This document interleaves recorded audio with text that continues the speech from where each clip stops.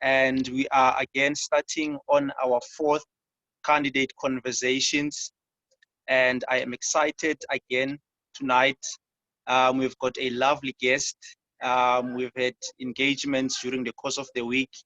I love that she's full of excellence. She always wants to do things in a right way. And I kind of see a bit of myself in her. And I believe that we are all going to have a lovely engagement tonight as we start our fourth candidate conversations. I hope that is going to be fruitful, and it is also going to fill you with the motivation through the challenges that we are currently facing. We are all in the journey of in one day becoming chartered accountants, and we all need a motivation every now and then. And I believe that the inspiration is also going to come from Mathapelo, who is our guest on the session tonight. Hello, Mathapelo. How are you? Hi, Sizwe. I'm well, thanks. How are you? I am well. Happy to see you, and I hope that everything is fine with you. Yes, happy to see you as well. All is good. I'm happy. I hope you're happy as well. Yes, I am. That's good. Yes. What we will do, as we normally do, um, exactly at 6:30, we are going to take the questions. But in the meantime, you can keep them coming. We will read them through, and we will direct them to Mathapelo Kalaute, who is our guest on the day, and then she will be gladly responding to those. Be it whatever question that you might have on anything that she speaks about, you'd want her to elaborate more, it's okay. Please keep them coming on our WhatsApp groups, and I will take them and direct them to Mathapelo Kalaute. All right. Um, Mathapelo, you are somebody that enjoys hiking, and I have an understanding that you love trying out different dishes in the kitchen. Would you want to tell us more of who you are at the personal level so that we can understand who Mathapelo is? Sure. So yeah, like you said, I enjoy hiking. I think I love the outdoors, and I just love being surrounded by nature. And in terms of trying different dishes out, I think that has a lot to do with the fact that back then I probably had time. But now, because time is so limited, when you cook, well, when I cook, I'd like to make it exciting. So Yes. it's kind of boring to make your normal, usual meals, because you feel like, oh my goodness, I've been up for like an hour. So Yes. I just like also just exploring my creative side through trying different dishes out. And yeah, like I recently learned how to make homemade custard and my own ice cream. So such things excite me, and they make it worth it. They make that hour worth it in the kitchen. In terms Yes. of who I am, so I grew up in the Vaal. I went to primary school and high school in the Vaal. And I have a husband. We've been married, it's going on 5 years now. I have a 3-year-old daughter who keeps us busy all the Okay. time. Um, Yes. but yeah, we love her. We love her to bits. I'm also, I genuinely love people, and I can usually tell when people are not doing well. And I don't know, it's almost like a superpower, I guess, that I have. So I enjoy engaging with people and just getting to know them, and yeah, I enjoy conversations with people. I'm currently doing my articles. I was working before I passed CTA and started articles. I was working at a Yes. firm in the energy sector. I come from a family of 4 children, 2 girls and 2 boys. My sister and I are very close. We grew up like twins, even though there's like a 3-year age gap between us. But Okay. yeah, because we'd weigh the same things. I think even when it came, even when it came to friends, we kind of got along with each other's friends. So yeah, that's me. I've got quite a creative side as well. I used to sketch a lot when I had time, and I enjoyed that. It was a nice way to just relax and calm me down. And I also used to like using my hands to make things. So I used to make cards, for example, from scratch. And Yes. yeah, I guess that's me in a nutshell. All right. You're mentioning that you also make your own ice creams. Can I somehow come and get ice cream made by you? Well, yeah, sure, you can. Hey, listen, because like it's just the three of us, and it usually chills there, especially because it's winter, for like quite some time. So I don't mind sharing. It's fine. You can come through. I'll give you half of Summertime, it. summertime, I'm coming and getting my ice cream. Definitely.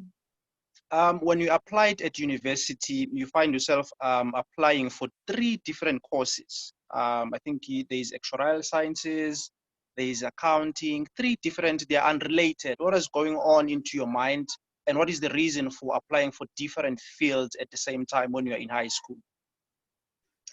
So for me, it moved from in primary wanting to be a dentist, and then in high school, because I did geography as well. So I did geography, accounting, science, and maths. And I guess it speaks to my diversity because I wanted Yeah, to just try different things out because I wasn't really sure what I wanted to do. Because on the one hand, there's this creative side, and on the other hand, my academics were quite strong.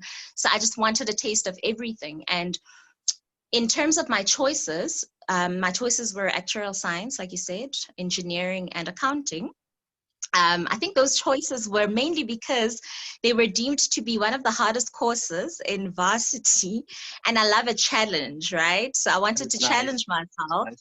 And I was like, okay, let's go for the hardest ones. But also they weren't too far off the subjects that I did do in matric. But I think more than anything, I wanted to give myself a challenge. And with actuarial science, because that was my first choice, I think it's mostly because in matric, I think there was a term where I topped my grade, but that just happened once. And I was like, maybe there's something there with maths, And Yeah, honestly, and I was told there's a lot of money, right? Very shallow, but yeah, that's why I was like, okay, let's do this, right? yeah. Let's try to be an actuary. Yeah. So I think that's what informed my three choices, I guess.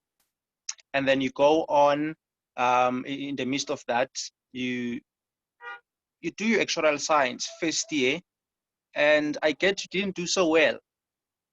No, no, I didn't. I didn't do well at all. And you know what? There were so many books, like your calculus books, because there was maths, there was stats, there was um, demography, all these things, right? I think I had about 9 modules, if I'm not mistaken. I didn't do well, and because there's a limited number of people that they take, um, I couldn't repeat some of the modules that I had failed. So Yeah, I ended up doing, I don't know, computational and applied maths or something to that effect. And I just seemed lost. I seemed like, okay, I don't know where my life is going because clearly this, being an actuary is not working out. So I had to just think about where I'm going. It was challenging. It was a very challenging course.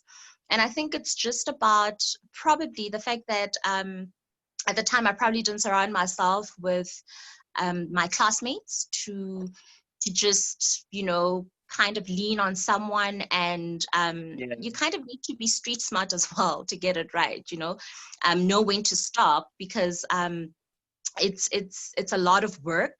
So knowing what's important and what to tackle first, like maths, because that will probably inform you doing well in the other subjects.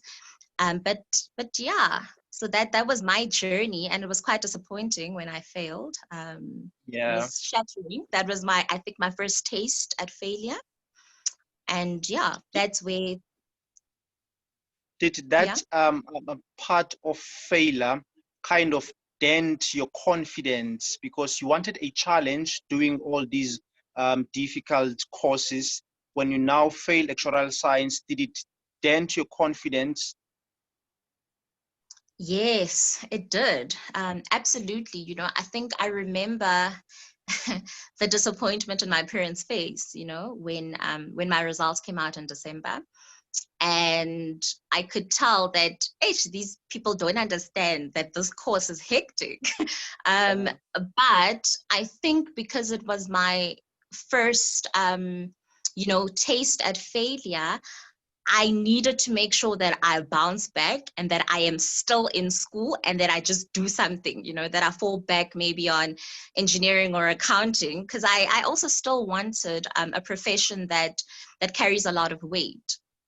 Yeah. So I also, because I believe in education and I believe in the value of education, I knew that there was no way I'm not going to do anything. So I needed to just decide and choose something. Yeah. And that's when accounting came in. So now you're failing actuarial science, but you still go on do something that you love, which is accounting. And I note that your mother has got something to do with the influence of you becoming an accountant. Absolutely. So after the failures, right, of actuarial science, I was left with obviously accounting and engineering. And when I thought about engineering, my heart didn't quite, I wasn't at peace with that decision. Yeah. So accounting was familiar. I did it in high school, but my mother always said to me, that I should be an accountant or a lawyer. That was her, I Yeah. guess, throughout my high school life. And I guess that comes from mostly my entrepreneurial side, but also from the fact that I seemed to have my finances in order because I started working, I think, when I was 16, doing like little in-store promotions, platting people and, them paying me for that. So I guess she saw that and she just saw how every time I'd question people in the house about a budget, or I'd quickly just come up with a budget to say, oh no, but you can get this and that. Yes. I just seemed very organized when it came to finances and money. So I think it came from that, where she felt like accounting would have definitely probably been a suitable choice for me. Suitable choice for you. I would understand that.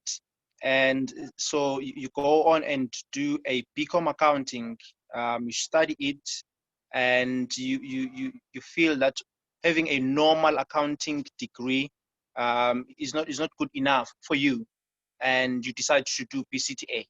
What was going on through your mind?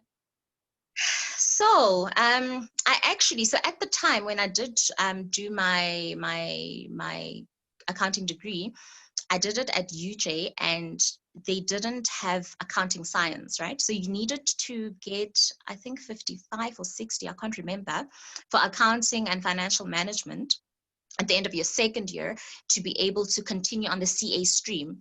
So I Yeah. started off my degree. It was a CA stream BCom accounting degree. And then I fell off, right? Because I kind of took this accounting thing for granted in the beginning, because as I was doing my degree, I was still like working on the side and doing promotions and doing like events, things here and there. So I guess reality sinked in when I actually didn't stay on the CA stream at the end of my second year.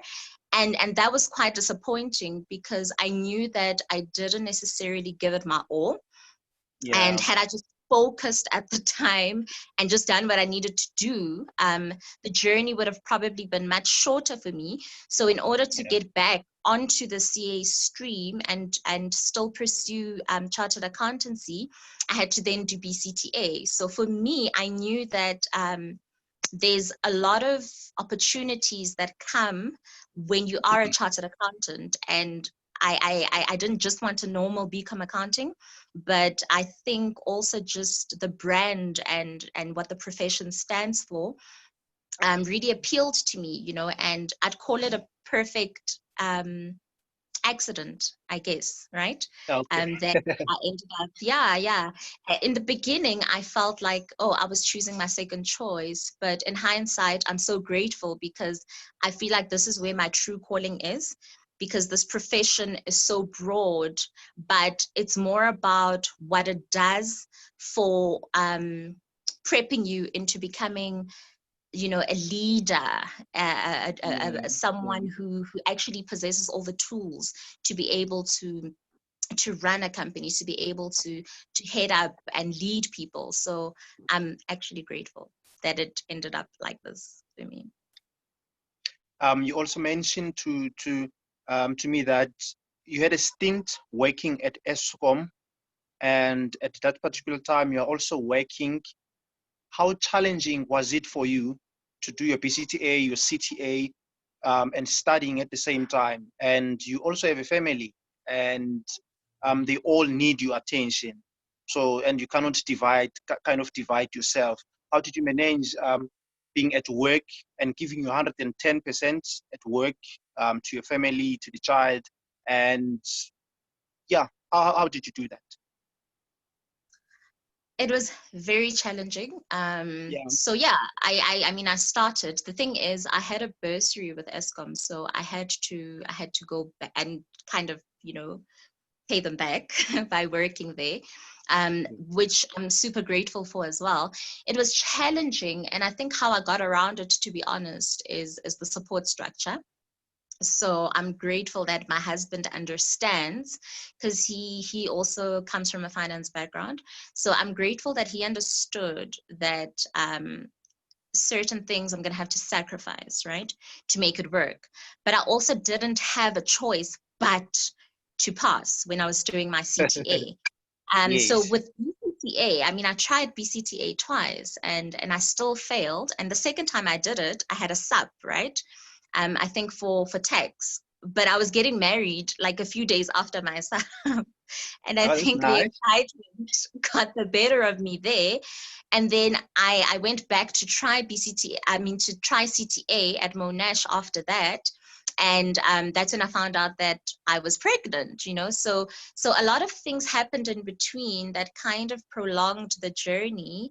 And however, it wasn't all that bad, because at the moment it was me getting married, and then it was my daughter. So it I didn't really feel it that much. So when I did try again with UNISA in 2018, that's where I felt like I need to make this work, because it was hard to know that you've got an infant, because she wasn't one yet, and that Yeah. you can't spend time with her, that at work they need you. So my husband's support helped, my family's support helped, because we would take her to her grandparents, we'd take her to aunts and uncles, to just for like play dates or whatever during the weekend, friends as well, that encouragement. But what I also did is I made sure that I lean on people that are going through the same journey as me, because that also encouraged me a lot, So Yeah. I didn't walk, I didn't do it on my own, because support is very important. And also my faith was also very important at the time, to just keep me sane and keep everything together. So Yeah. I guess that's what helped me during that time. I pick up an instance that when you were doing your PCTA, there was a wedding coming in shortly.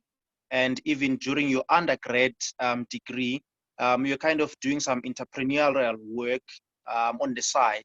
Don't you think having all these events happening at the same time kind of affected your studies? And if it's me, Sizwe, what would you advise me to do if I've got other things that I'm kind of doing on the side, and I'm also doing my PCTA, CTA, and even ITC? I would say there comes a time, right, where you need to, I guess, understand that you need to make a sacrifice.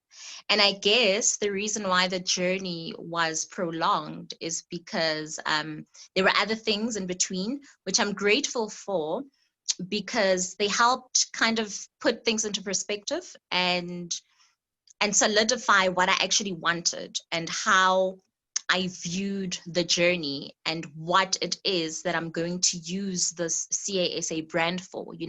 So there are Yeah, pros and cons to it, because it's not like doing everything and getting everything all at once.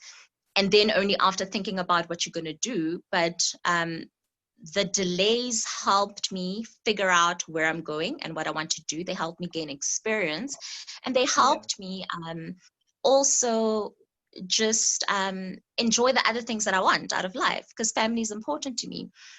Yeah. But it's better to do everything, I think, when you have the opportunity, because it gets harder once you leave the freedom of not having responsibilities, and that's where now the hard sacrifices need to come in, where you need to, because you've got competing priorities at the Yeah. time now.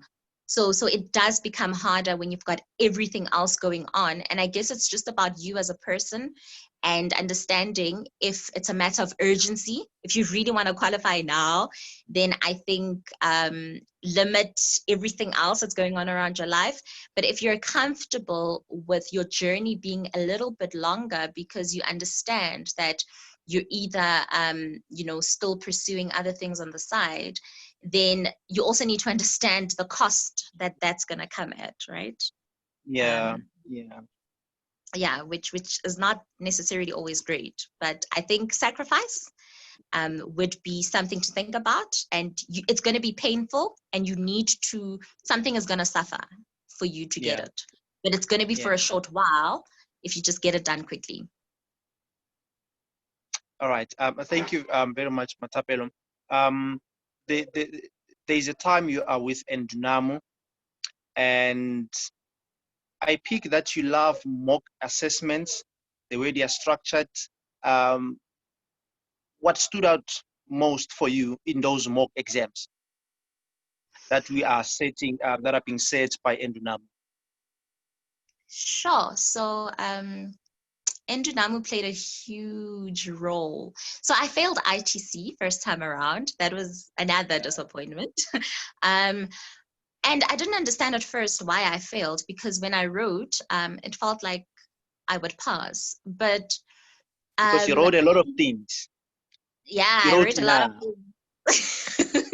I wrote enough, but my eyes were just open when I did the repeaters course with Endunamu.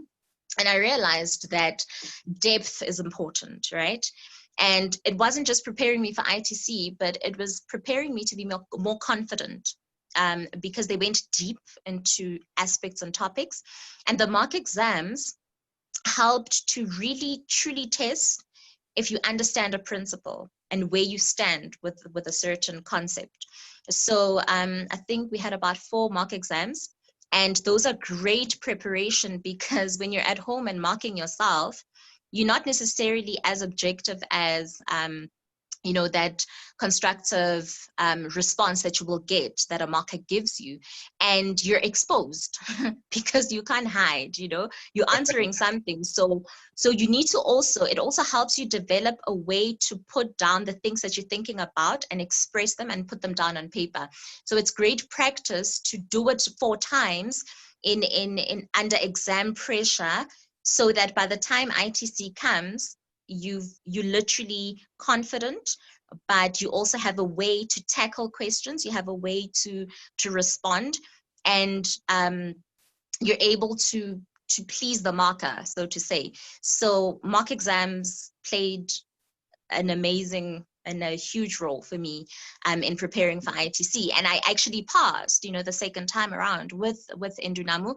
I failed those mock exams like crazy, but the point of it is to understand not to make the same mistakes, right? And to really take in what the markers say, take in the comments, and it also exposes the knowledge gaps that you might have as well. So Yeah. that was great for me, and I think it's a great aspect that they have in their program. And now that you are, with the help of those mock exams, the assessments that you are attempting, you are finally passing your ITC. What value do you think it holds in your life? Has it changed you mentally? And have you used some of the knowledge in your career currently? Absolutely. Wow. So passing ITC, it literally, it just changed the trajectory of my life completely, because, sorry, um, people also trust you more at work. But what Endunamo did for me, right, is help me be more confident in the way I solve problems and the way I understand concepts. And it's actually helped me in terms of work because, for example, when I'd write accounting papers, right, I'd fall back on some of the structures that that I took in terms of approaching a standard, what to look for, how to express myself, how to make a person understand certain principles. So that's been very great for me in the workspace, but also understanding how to approach anything, and having that Yeah. confidence to say, listen, it might be difficult, but once you get into it, unpack it and have a systematic way to approach it and to figure it out, back it up with your standards if you're not sure, because all the answers are there. So it's helped me a lot. Do you think you want to become a chartered accountant? It's one more exam. I hope it's just one more exam this time, and Yeah. you are an qualified chartered accountant.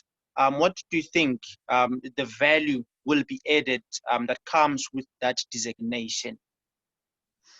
So I think for me, right, personally, it's a stepping stone to number one, being taken seriously out there because the brand holds a lot of weight, but Yeah. also from just being a business leader and having the CASA designation, it means that you have like a multifaceted skill set and you are an expert in a lot of fields, right? Um, and just the problem solving abilities that the journey gives you to becoming a CA, it opens doors. It's a very sought after profession. People want chartered accountants because they also know that ethically, what the profession stands for and the values one needs to have as a chartered accountant. They trusted, sorry, chartered accountants are trusted, in business and Yes. society. So it's definitely going to carry a lot of weight. It's going to open a lot of doors, and it's Yeah. going to build your confidence, and it's going to be good. It's going to be good. Okay. Um, we are about to take your questions. Um, Please, if you've got any question, you want Mathapelo to explore more on something that she has said during the session, let us please have the questions on the WhatsApp groups, and I will gladly take them to Mathapelo. Um, I see there's no question as yet. Please keep them coming. Mathapelo, you are somebody, even right from primary school, who loves excellence. So you always want to get things right. This is what I get about you.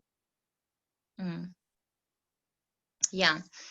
So I think at first I had to differentiate between being a perfectionist and excellence, right? Because Yes, with trying to be a perfectionist, I think there's an element of control there, and it's not necessarily good. Whereas excellence is more about just doing things diligently and yes, excellently, right? And seeing something through. So I would say that I am learning to move away from being a perfectionist and I'm trying to embrace excellence because I have this thing where I also just pay attention to detail a lot, and I think with that, it's also important in your personal life to strive for excellence because it means that, the relationships that you have will be healthy. It means that you will approach your work diligently and people will be pleased with you. It means that the quality of the work that you produce, will be of great value, and yes. you will be building a brand for yourself because you've chosen excellence, basically. Wow. And this is something that I was talking with somebody during the week, saying something similar to what you are saying right now. Um, we've got a question for you, Mathapelo.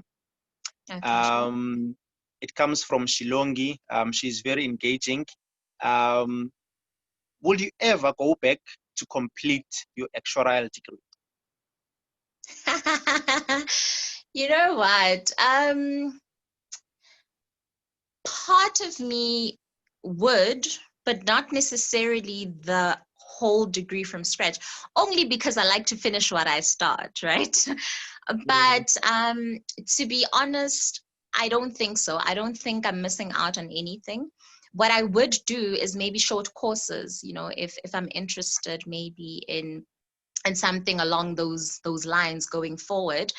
But I feel like being a chartered accountant is is is making me and turning me into a more diverse individual, and that for me is more important, given also the entrepreneurial side that I have.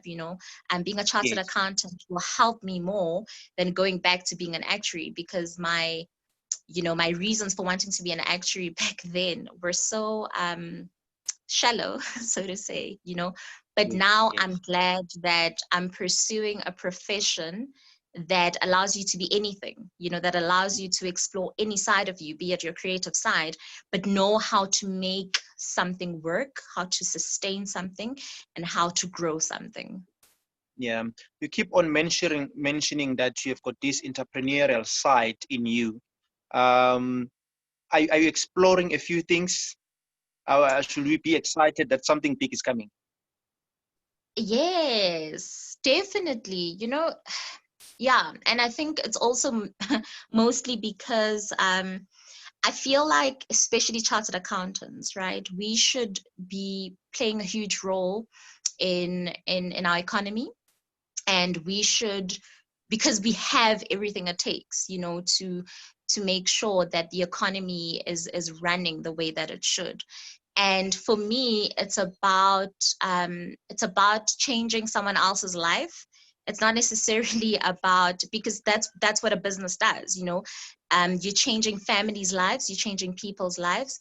So there are definitely things coming there in the pipeline, and Right. this profession is the best thing that ever happened to me, to be able to be confident enough to say that I can run something one day.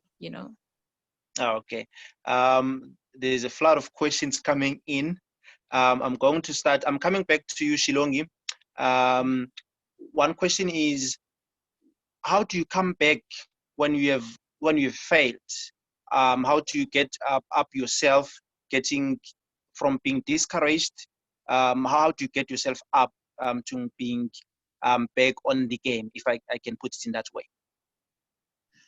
Sure. I think it's about having a vision. I think that's where it Yes, starts, right? Because you can't want to be a chartered accountant for the money. Something deeper than that and something bigger than that needs to drive you. And you need yes, to understand what you're going to use this for, right? But more importantly, I think once you understand that it's not just about you and what it's going to do for you personally, but how you are going to affect those around you and the community that you're in and the economy, that's where it begins to become something else. And yeah, the starting point is vision and knowing why you want to be a chartered accountant. um okay. and yeah. Do you have your vision written there on the board? A quick answer. No, no, no, it's in my heart. Okay. All right. We have got another question from Shilongi. She's asking, what is your best asset? What is your best asset personally and professionally? I think if I will rephrase that to say, well, what is your best quality that you rely upon?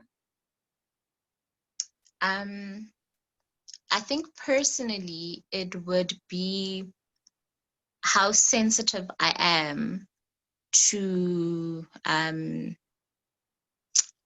understanding people and taking time to understand what a person could be going through, Yes. in order to be able to respond, right?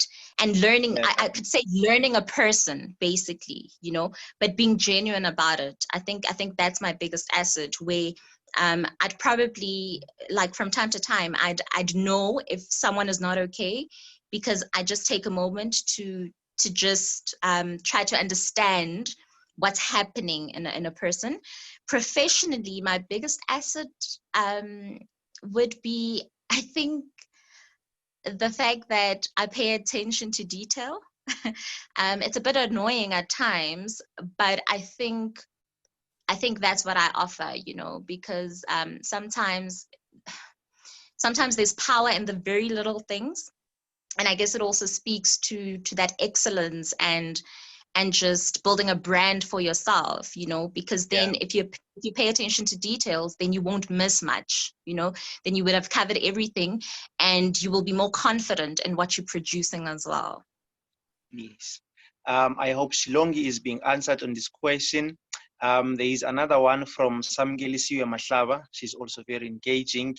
She says, when there's a time to sacrifice, and really start to focus on something, how do you deal with the guilt that comes maybe with sacrificing some of these other things, like maybe not spending much time with your child and stuff like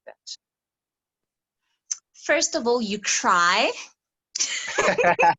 You must cry. If you have to cry, Okay. you cry, and you need to make sure you don't do it again. you know so Yeah. by that I mean that you need to use the time that you've allocated to be away from the people that you love. Make it count. If it's 2 hours that you have, make those 2 hours go a long way. And I think the thought and the devastation and the frustration of not being with your family, for example, needs to push you enough to say that I will not be here again next year. And Yes. yeah, I think it's just that, knowing that and telling yourself and believing that I'm not doing this again, because you don't want to go through the same emotions of guilt Yeah. and Yeah. frustration. So be present when you need to with your family. Don't think about studies when you're with your family, but when you're working, switch off. If it's you needing to find a different environment away from your family to study, do that so that you can focus. But when you are with them, be with them and be present. It's about switching Yeah. on and off. Samgelisiwe, we cry. We cry. Okay. And then there is another one from Stokozile. She's curious as to how did you manage um, balancing your articles, your family, studying, your schedule, and all of these all at the same time. I think for me, prayer helped me a lot. And I think that was my starting point, right? Because it kept me sane through everything. And Yes. then my husband's support as well. Literally, my husband was like the father and the mother when I was doing That's CPA, nice. because at work you need to show up for work, right? You can't drop the ball at work. But having a family that understands your journey, they are also part of the journey. So whoever you live with, whoever you are around, your family becomes part of the journey. I had to miss weddings. I had to miss big events. I had to miss, family meetings, gatherings, seeing my parents, seeing my friends. I had to miss all of that because I understood that a time will come for that, and that there's a season for everything. But right now, it's ITC. Right now, it's CTA. So um, just have also mental health is important, and that's why I brought in my faith there to say you need to remain grounded, and you need to not allow this thing to take over you, because CTA and ITC has a tendency to want everything from you. And Yeah. it was tough. It was emotionally draining. But um just maintain peace, have that peace of mind at all times, because that's what's gonna get you through, and have the right support. Okay. Um, we are happy and we are really loving your responses. The guys are loving the responses that you give to them. Thank you, Mathapelo. Um, your mother, she still wants to see you being a chartered accountant. Is she happy of where you are at the moment? She calls me a chartered accountant, and I'm like, no, no, no, no, no. Already. You can't do that.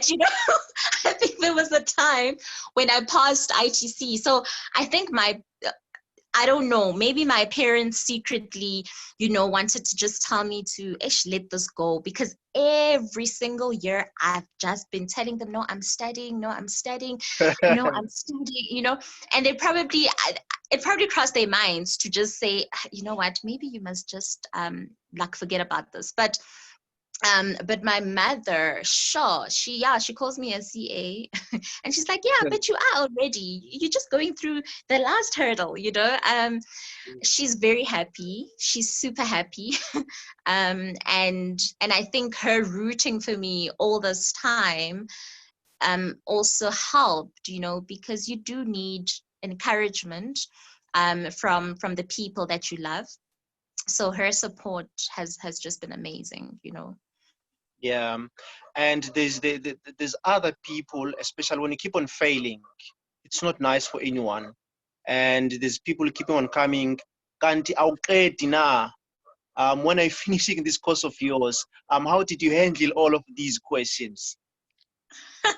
Well, that's usually family, right? But like extended family. So for me, I play it cool, right?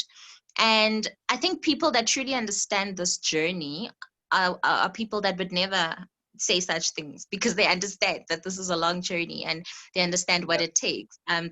So how you handle such people is just like play dumb, pretend like, yeah, it's tough, because to them it probably seems like you've been in school for 10 years, and what's happening, yeah, you say you graduate, but you're still studying. We don't understand what's happening, right?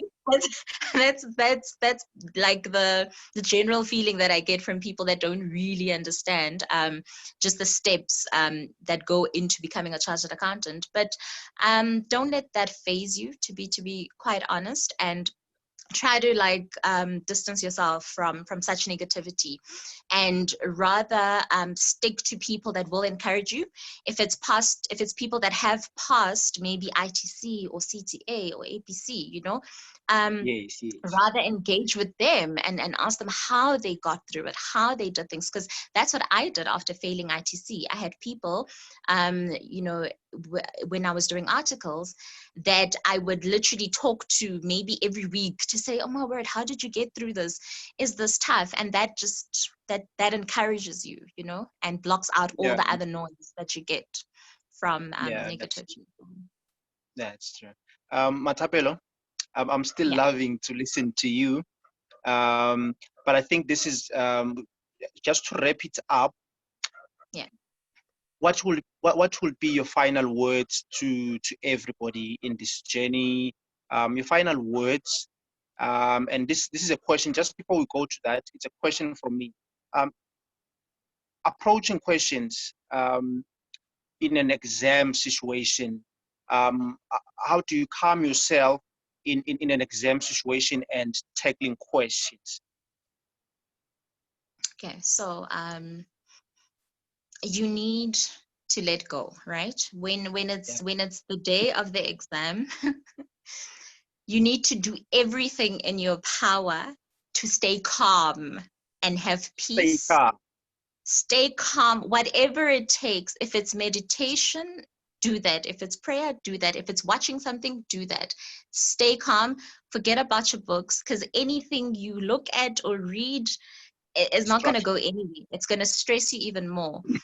Stay Yes. calm, have peace, because that's the trick, because peace empowers you, and peace gives you clarity of mind. So you need a clear mind when you go. You need to be well rested as well, and having a clear mind you'll find that you might even get away with things that you didn't necessarily know that well, but it's just how you responded that got you the marks, and that got Yeah. you over, because you were clear, you were concise, you were, even if you were wrong, but you stuck to you stuck to your argument, Yes. and you were clear. Yeah, so I'd say clarity, peace of mind, and just staying calm. Okay. There's another question. If you can, but I think we have answered this question already. Mathapelo, we've already answered that question. So please catch it. It will be uploaded. So the question will be, it's already there. Mathapelo, thank you very much to have you. I wish you could have another hour speaking, because I enjoy, you are insightful. And also, I just want to wish you the best, with your family, with your daughter, because she was crying just now, and that you also enjoy a successful career. Thank you, Caesar. I think in closing, right, I would say that this battle is a mental one, and we just need to tackle it from there. Yeah. And that we need to understand that how you overcome procrastination is you understanding that the benefits, right, that you will get afterwards far outweigh you stressing about trying to get things done. And Yes. you need to believe before you even start that you've won, and that's how you conquer, basically. Believe before you start that you have won. Thank you very Yes. much, Mathapelo. Thank you, Caesar. Thank you. All right. Thanks. That is it. Let us please continue engaging in these sessions. There's still plenty of more that are still coming. Please stay tuned. Have a lovely evening.